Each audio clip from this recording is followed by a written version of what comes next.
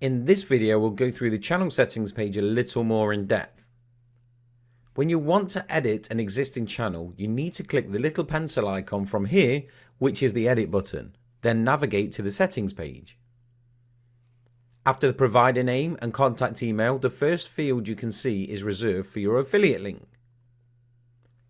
You can promote the TV Boss Fire platform and earn some additional income, which is cool, from the traffic you have on your About and Watch channel pages.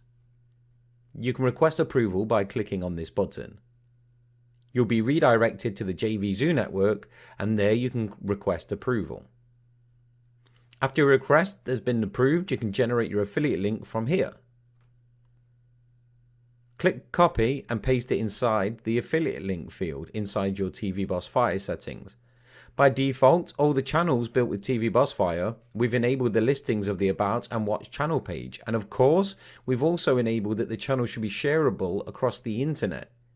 If you don't want to use these settings, you'll need to uncheck them, but why would you? Free traffic is good.